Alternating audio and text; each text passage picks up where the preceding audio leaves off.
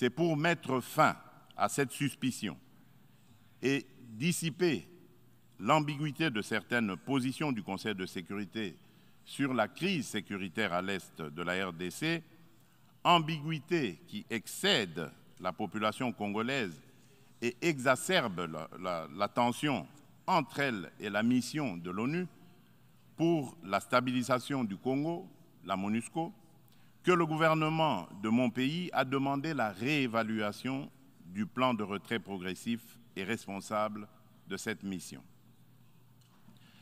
Cette démarche d'ajustement est exigée par le constat unanime, même au niveau le plus élevé de notre organisation, des faiblesses regrettables de la MONUSCO, ce qui affecte certainement l'efficacité et la légitimité de l'action de l'ONU en République démocratique du Congo. La réévaluation du plan de retrait de la MONUSCO ne peut par conséquent nullement remettre en cause les relations entre mon pays et notre organisation. Quoi qu'il en soit, je réaffirme haut et fort à cette tribune de la plus haute instance internationale de gestion des affaires du monde la détermination du peuple congolais et de ses dirigeants de défendre toujours, jusqu'au sacrifice suprême, l'intégrité territoriale, l'indépendance et la souveraineté de leur pays, dans le respect, bien sûr, du droit international et des engagements pris au sein des organisations internationales dont il est membre. Bonjour mesdames, bonjour mesdemoiselles et messieurs de partout où vous nous suivez, de partout vous êtes connectés toujours sur Volcan TV. C'est votre humble servante Marceline Mido, Igwe de la presse congolaise, Mbota Volcan, Mokonzi, balobi autrement dit, Mwadiam Vita, balobi aigle de la diaspora, aigle de l'Afrique. Na pokwa na lelo, toza penza lisusu na esengo makasi, ya kozala liboso ba petit écran na bino to pensa bino actualité ya Congo, boyeba exactement qu'est-ce qui se passe na RDC Mboka na biso, RDC Mboka ya bakoko. Nazali vraiment très contente ya kozala vraiment liboso ya ba petit écran na bino parce que vous allez très nombreux, branchés, connectés. Bolanda émission Oyo et puis Sarabino actualité à Congo et surtout la vérité aux Olekana RDC Mboka Nabiso. Nakosenga na yo au partager cette émission et puis au like. Sokozota Nabiso pour la première fois, nakosenga na yo keneko s'abonner et puis au cliquer cloche. Il y a notification pour yebakake Igwe de la presse Aza Live. Oezali nouvelle chaîne Nabiso na Congo ya Volcan TV. Alors eza na responsabilité à Yonanga to partager ango parce que batu baebi yango te tellement que tozaki une ancienne chaîne. Alors cette nouvelle chaîne ezali penza na gosenga na yo responsabilité na biso nyonso to luka to partager ango to yebisa na baninga que maman Marceline Mido a commis une nouvelle chaîne. Vous voyez que awa d'information et pesamaka comme ba patriote, pas comme Nene Psarabino na jouera toujours deux casquettes, na jouera toujours casquette mingi à patriote, pas vraiment comme journaliste parce que des fois journaliste il faut landa déontologie à Moussala Nabiso, mais comme patriote to bengaka le chat personne. Peuple congolais, un grand merci Nabao Bazali ko bonde latine na biso, un grand merci Nabao Bazali ko supporter biso na ba prière financièrement, spirituellement, moralement Zambalola apambola bino. Et voilà to koti na actualité ya pokwa na lelo. Bozomona ba nomination au chef de l'État à Outaki Kosala depuis je dirais avant-hier la nuit. Tout ce qui déjà ba nomination ya ba généraux au bako diriger biso l'armée na biso. Boyebi ke tolela kimingi surtout awa na Congo bololo. Tolela kimingi to beta sete likambu ya armée oyo et lelo oyo tomoni mokonzi mboka auti kosala nomination otokoluka to découvrir na poko na lelo surtout nomination oyo ya makasi ya chef d'état-major général ya FARDC na kombo ya monsieur Chiwewe biso tobengaka ye. Donc bandeko na ocha commentaire mingi en pleine émission bokoluka boye bandenge bomoni déjà na titre phare ya émission na biso tolobi pourquoi choix ya Christian, c'est-à-dire un général Christian Chiwewe. Pourquoi choix na ye bokoluka bo découvrir boye bango na poko na lelo to ko expliquer bino asala nini boyebi ke tostoloba tina na ye mais lelo lisu to koloba yango parce que yende bache numéro 1 il y a chef d'état-major, il y a RDC, il y a FARDC pardon, il y a armée congolaise, il y a mboka na biso. Tokoluka vraiment to kota la moi profondeur boyeba qui est général Christian Chiwewe à Salanini. Toyebisaka bino la fois passée ba traité de Kabylie c'est qu'on sort tozala ki wana po toyebisa bino ke non faut pas ça l'attention na biloba loba et na poko na lelo tokoyebisa bino le pourquoi mokonzi ya boka le président Félix Tshisekedi Tshilombo akeko tchaye na place wana ya chef d'état-major pona ko kamba armée na biso FARDC. Et tokolobela par rapport ya ba nomination mususu tokolobela juste 3 nominations oyo ezali ba nomination moko importante tokoluka to expliquer bino le pourquoi et bokoyeba yango na pourquoi na lelo. Sans plus tarder tozokende directement na vif ya sujet na biso na pourquoi na lelo. Lelo vraiment y a boire et à manger comme hier na les kakité lelo toko simba moi ba sujet o eza moi makasi na pourquoi na lelo po boyeba eloko nini ezoleka na RDC mboka na biso toza vraiment na banger ebele et puis lelo toza na moi ba vidéo ebele lelo vraiment soto komi 1h20 tokati émission bozala na pona ko signaler biso po to lingi surtout ko continuer que émission ezala vraiment moulaï te tozala mokuse po message est passé. Na sommaire ya pourquoi na lelo pardon ba bazali kolanda biso. Sujet à liboso to ko débattre na pourquoi na lelo bobo sanate comment dirais-je secrétaire d'état américain na komo ya John Kerry mokonzi mboka ya mbakie to ebisaki bino ke to koyebisa bino eloko nini basololi na chef de l'état bokoluka bo découvrir yango na pourquoi na lelo to koluka tolobela yango po boyeba mae nini oyo mokonzi mboka asololi na secrétaire d'état américain John Kerry. Et puis to koyebisa bino par rapport ya COP 27 oyo eutaki koleka to koyebisa bino eloko nini oyo mama na biso Eve Bazaï Bawazeli ministre environnement maenini oyo ayebisi biso lokola ba révélation na poko na lelo bokoluka bo découvrir yango.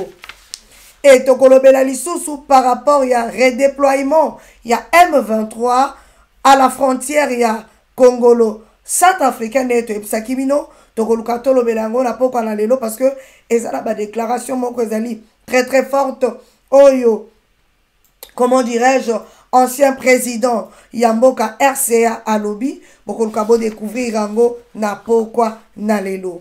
Caleb Mutondo auditionné pardon au parquet près à cour d'appel ya Kinshasa tokoluka toyeba eloko nini ezoleka na mokonzi oyo ya aner ya kala na kombo ya Caleb Mutondo lelo bokoluka boyeba ba révélation ya masolo nini ezoleka na dossier ya Caleb Mutondo.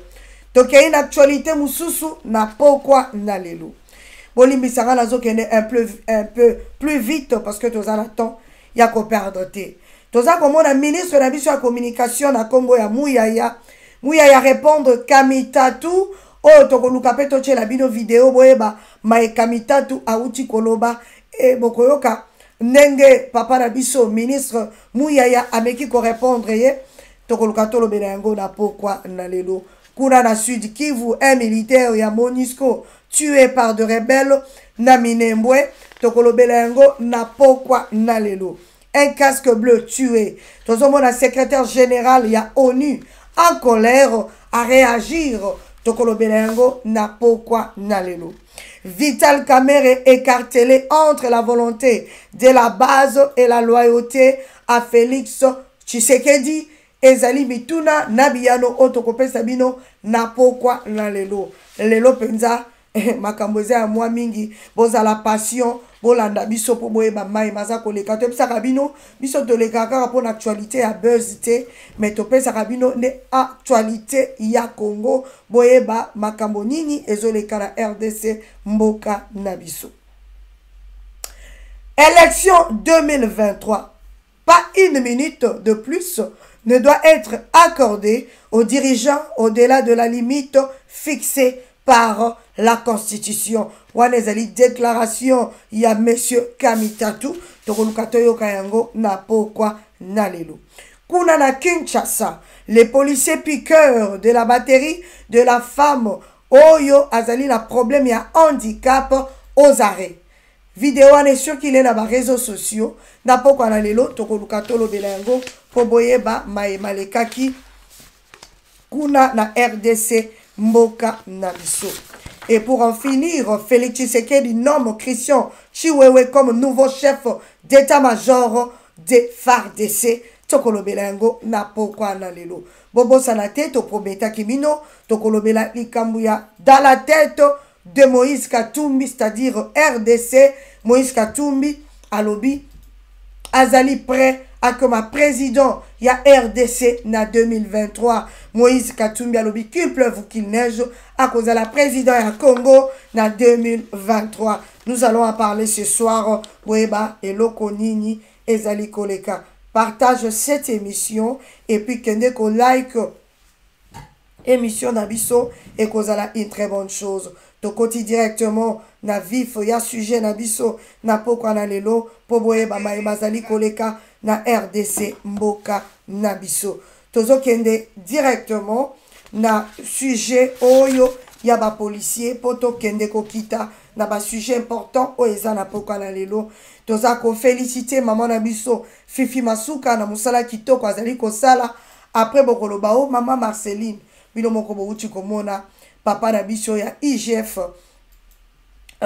ndenga uti koloba ye moko misala oyo mama Nabiso Fifi Masuka zo sala o nga na lobaki webi ke IGF azali moto oyo atelemeli mai o ezali mai mazali koleka na RDC mai oyo mazali mai oyo ezali malamu te o eza koleka na RDC afongoli misu na ye kotala bato nyonso bayibaka mosolo ya leta. IGF alingete nga na bengaka toujours inspecteur Eric Misunaye ezana ba nyonso bazoyiba misolo ya leta. Alors akomi na lwalaba a féliciter maman Fifi Masuka siko yona ngai tolobani. Kuna na Kinshasa ba policier bandeko eloko basali ezalaka te. Tozo senga na régie azochela biso vidéo bomona mae oyo bauti kosala mama na biso oyo azali na problème ya handicap bayokeli ata mawate batali ata condition ya mama wana te sa condition physique batali yango te ba policier wana bandeko ba se comporter comme ba barbare contre cette pauvre femme azoko kata koloba te balongoli batterie na ye na nko et na moment tozoloba na bino awa bokoyebe eloko nini basali bango tozochela bino na no vidéo bino moko botala malekaki et tozozongela bino à tout de suite. À vous la régie, tozozongela bino à tout de suite. Merci beaucoup.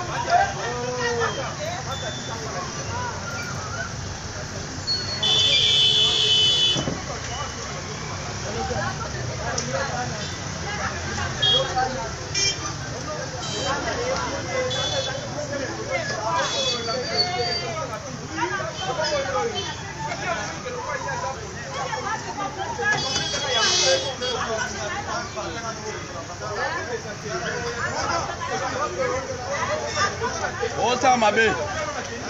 Yo ka mutu ka mutu olo la batterie na plaque on dirait abomi mutu. Na zotu na yo abomi mutu. Tipo do menacer wana omona ngo bien. Yaka yo ebinga.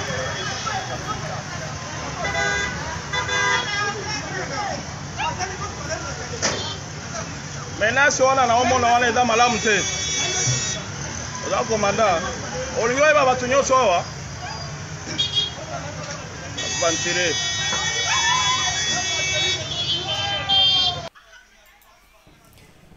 Peuple congolais bino moko bouti komona makambu oyo mama na biso bouti komona. Bandeko botala niveau oyo congolais soi-disant ba roulage, soi-disant ba policier na biso botala lolenge batungisaka bato. Bato yo sans pitié, bazui audace. Batala ta condition physique ya cette moment te. Ba policier oyo likolo ya lokoso ya mbongo. Basali nini bake ko boto la batterie. Balobi bakomi ko sala yango nde komi système ya mikolo. Balongoli ko tobola biso ba pneu. Batiki système akoboto la biso clé ya mutuka. Na ebisa bino ke ngaba yela ngabo ye poua ba crier na yo pe mwasi ah tenga na telema po boya ko sasa ngai. Voilà peuple congolais makambo yo tozo vivre. Or général Kasonga utaki koloba alingite roulage mon côté, policier mon côté, ameka côté le misa, batu pona ba permis.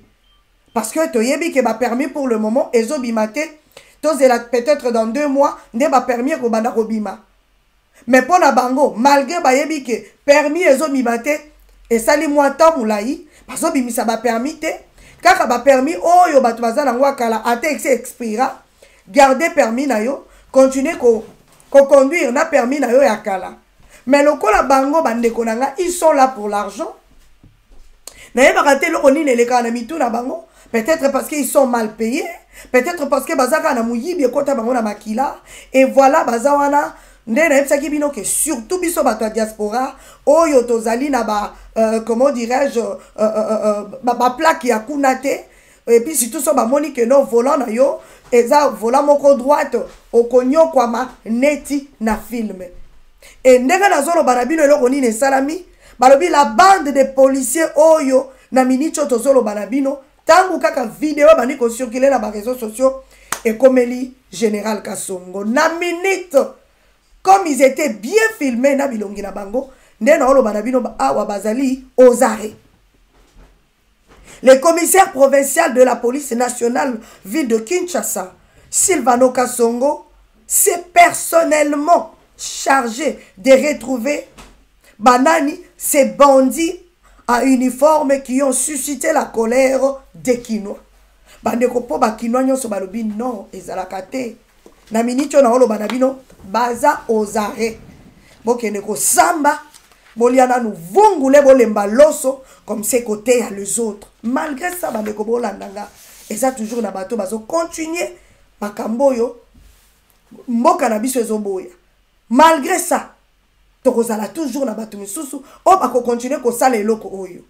Mais félicitations à Général Kasongo pour na ko sala eloko oyo parce que eloko mama oyo amoni lelo même ngata on atali yango colère ya ko sakana te pour saka na zwa volo na quitter la bango kuna mais heureusement na minute tozoloba bakangi bango nyonso c'est une très bonne chose.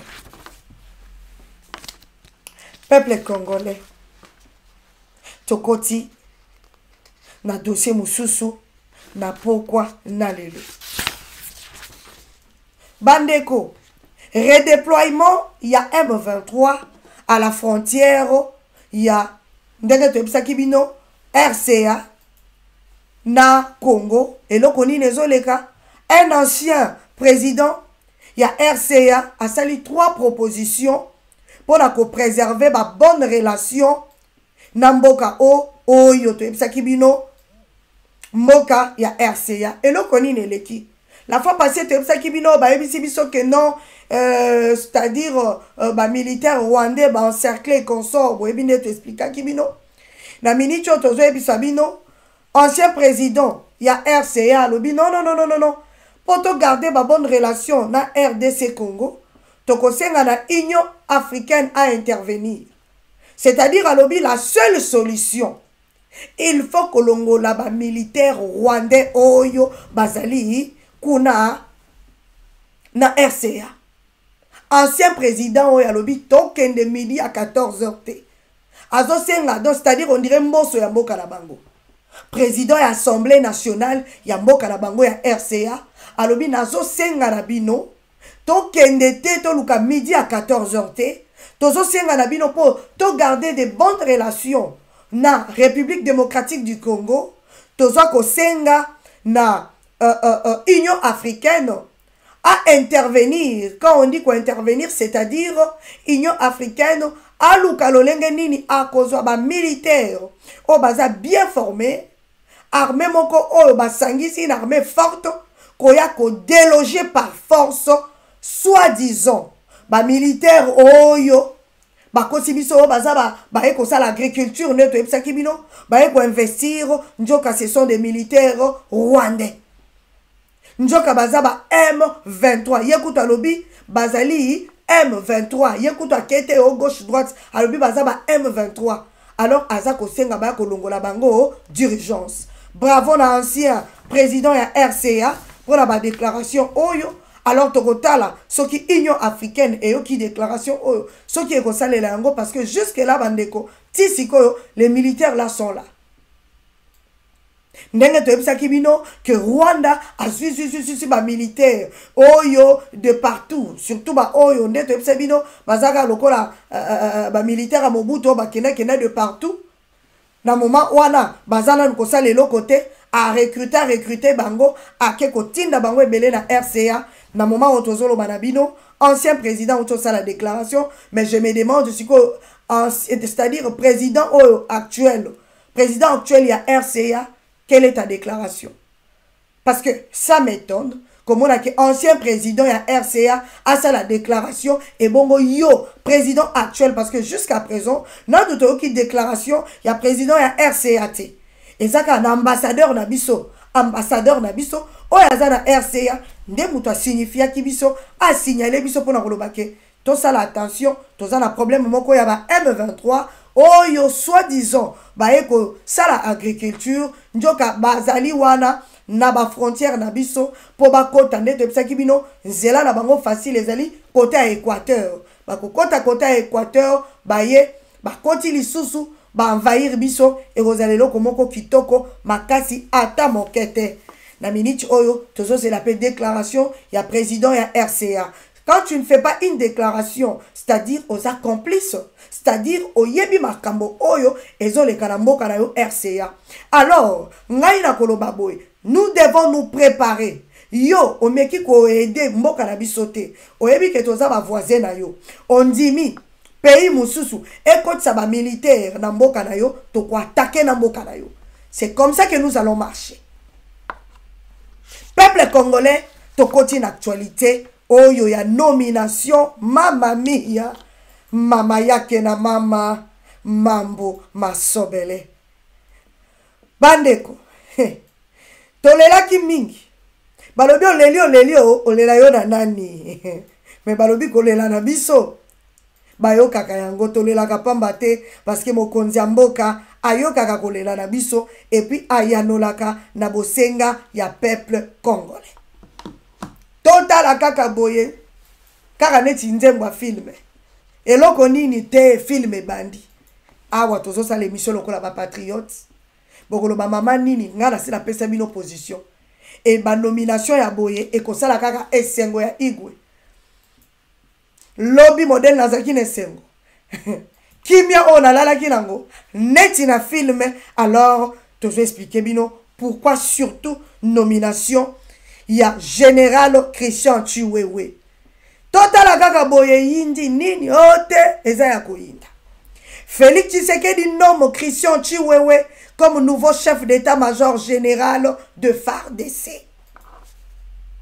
Bandeko eloko nini ezoleka. Avant toche la bino petite vidéo botala qui est Christian Chiwewe. Christian Chiwewe azanani asala nini et pourquoi Baké Kochaye chef d'état-major ya FARDC Na moment to banabino Christian Chiwewe général a remplacé général Mbala oyo azalaki liboso. To si to bete la bino masolo ya général Mbala. To bete la bino surtout tango mokonza alingaki a gracier ba Edi Kapende. To ye la bino to pesa bino ba révélation pona général Mbala. Lelo na koya kozongela yango te parce que tozo courir derrière temps. Mais tu peux expliquer pourquoi nomination oyo. Ya batu lokola ba Chiko. Ya batu lokola ba papa na biso Christian Chiwewe. Bokoluka bo découvrir ango na pourquoi na lino. Bandeko eloko nini eza koleka. Mokonzi mboka a nommé. Avant peut-être to tcha commentaire. Pour bokoloba maman zoloba mingi. Tozo tchela bino nanu. Chef d'état-major, oya kokamba armée na biso. Oh là là. Tozo senga na régie. Régie tchela biso na nos vidéos. Tozo banda ko tchela bino vidéo po boye ba kiye général Christian Chiwewe.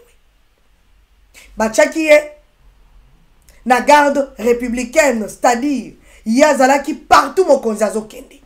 Ngala bane ko vivre ye na Kananga, na vivre ye na Chikapa, na vivre ye na Lubumbashi, na vivre ye partout. C'est-à-dire partout où le chef de l'État passait, le général Christian Chiwewe était là. Il était présent na poste naïe. Azalaki fidèle et pas mokonzi mboka. En même temps, il est un pasteur qui prêche la bonne nouvelle. Oh là là, na ébité M23 au collègue la wapi.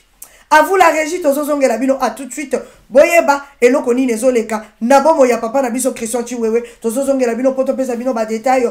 A vous la régie, tozozonge la bino. À tout de suite. Merci beaucoup. Mosu Saouti Kosala Ango Awa. Na unité commando. Je pense, hein. Non, na 11e. Na aéroport. Y'a perçu que moi, téléphone na yé, à quel pembe. Oh! Constitution unité wana tomoni boye boy. Tolandi, pak. Boyabi, moninga na bino wana, après condamnation na ye, babeta ki bambula boni. 20 ans de prison. 20 ans. Les officiers qui m'écoutent, les officiers, surtout vous, officiers. Les officiers, pas soldats, pas problème. Les officiers, les responsables, tu risques de faire la prison inutilement. Deuxième sous-point, Nakati na vision ya mokonzi ya mboka, c'est le social du soldat. Le social. Mokonzi ya mboka alingi, soda ala la malamu. Soda ala ta malamu. Soldat alia malamu. Soldat azwa kisi na ye malamu. Soldat azwa salaire na ye malamu. Est-ce que tu as yokani? Est-ce que ma belle salut? Vision ya boye ma belle salut? Bozana mo konja zo kanisa bino? Azotuna famille ya ba soldat na ye zandenge nini? Est-ce que balia ki ba soldat? Est-ce que ba soldat bazo zo so na bango bien? Yami balé mon lien ya soldat na Kinshasa, j'ai insisté sur le grammage. Ici, je veux contrôler le grammage. Il y a soldat. Soldat azolia ndengeni. Ce qui azolia sa soldat ma bé na zuyo. Je veux contrôler ma kambo ya collier sa soldat ma bé. Et si la kala. Et sengeni soldat alia bien. Commandant régiment. Ça c'est à suivre à la loupe. À suivre à la loupe. Le chef de l'État compte beaucoup sur ça. Les social du soldat et surtout le manger.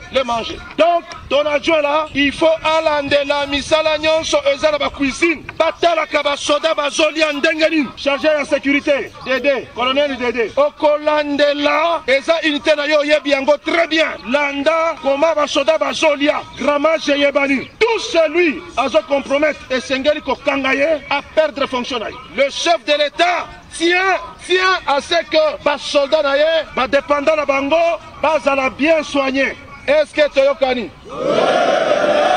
Yamisatu na Soupoué Yasuka. La discipline. Le chef de l'État compte beaucoup sur une armée disciplinée. La discipline, c'est le produit, il y a encadrement. Lorsque les militaires sont bien encadrés, vous verrez la discipline là-dedans. Mais lorsque les militaires ne sont pas bien encadrés, lorsque les militaires sont éparpillés, c'est là où ça dérange. Au moment où un soldat a commis électron libre, soldat, bino awa, bazo funda bino tout le temps. Bosa kaka sima yabat, bosa kaka na ba carrière, bosa soki na ba kolezi. Et ça signe indiscipline. Soldat et sengeli, chaque tongo, yo de section, oye ba section na yo, ba soldat na yo bazawa, soki o salaka na bango 10, o baluki boye, o tali 10, bazawana. Soki moko zangi, il faut yo de section, oye ba, oyo zangi keiwa. Et puis au signaler ba konzina yo, et ça na moko, azomona na terre, et ça na moko, et réunion sozaka kapsan. Soldat oyaza, soldat mabe, c'est Platon, soldat oyaza, soldat mabe. Soyez disciplinés, et ça, moko ya vision, ya mokonzi ya mboka, alingi unité na ye, ezala discipliné. Je voulais vous conscientiser. La conscientisation, il y a unité na biso garde républicaine. La garde républicaine, c'est le dernier rempart. Il y a armée. Cela veut dire quoi? Nazana camarade camarade on a Koufa. Général Delphin Kayimbi. Jean Delphin Kayimbi wana. À chaque fois qu'il y a yoki kaka, oh parcelle mon président, à sauter premier, à Tongi. Parcelle les arbres, à sauter premier, à Tongi. Parcelle les arbres, à sauter premier, à Tongi. Soya sotambola, ndeko yoka. Camarade, pour la nuit sauter, dès que tu as jeune, ndengonga, il faut totonga. La dit oui mon cher, il faut tout ça la dire. Toto. Si quoi yo ozana côté, na mutu oya sa Tongi 20 villas. Okolobani. Mais si tu as un ça dit que Moutou Oya Koufi. Tango Koufi, Batu Nangai Banani Bazawela Sikoya immeuble. Banana Yanyon se basa na poto. Sikoya Bandekone Babibi. Gaïn des grands frères. Moi c'est Naya Liboso. Hey! Gaïn des moi c'est Naya Liboso. Na poto Naya Banani Bale. Yabi Bale, Gaïn des moi c'est Naya Bale. Na poto Naya Banani 3. Yabi Satonga, d'ailleurs, photo Yangoy. Famille père, où tu qui wapé, attention, ils sont des familles. Moto na motabani ko joie immeuble. Moto na motabani ko joie immeuble. Papa, maman, on me dit ba effort aux gens. Yo zo kanisa keza ba effort ya yo. Eza effort ya yo parce que na minute oy, ozo lia effort motokina yo. Mais ceux qui ont lali na, olali. Motokina yo wana, moto mosusu ndakolia yango. Moto mosusunde akolia yango. Moto mosusunde akopérefisien yango. Alors tika kolina batu, tika kobunda, tika koswana, parce que église, objectif église, ezande lola. Ezande lola. Batu baso, mobutu se kokubumbandu na zabani. Akufi na Maroc. Bokende kotala, munene ya, bisika ya zolalo. Ebimi au, ekomi au, ekeiboye, ekomi au. Katikati na bino, nani azalaka na ndako ya munene boye? Kasi bozala bandako ya minene boye boye. Ye mutu asalaki na bambongo ebele. Tala sikoyo, ndako wapi ya zolalo. Ndako ya 3 mètres sur 3. Mais yo, dengo za wana. Oza na chambre moko salon, oza ya ba 2 chambres bazali na ba salon, mais Mobutu Kolombongo azolala na 3 sur 3. Bongo na ye nani ali yango? Pona nini ko ina? Pona nini ko swala? Pona nini ko kanisela biloko ya mabe?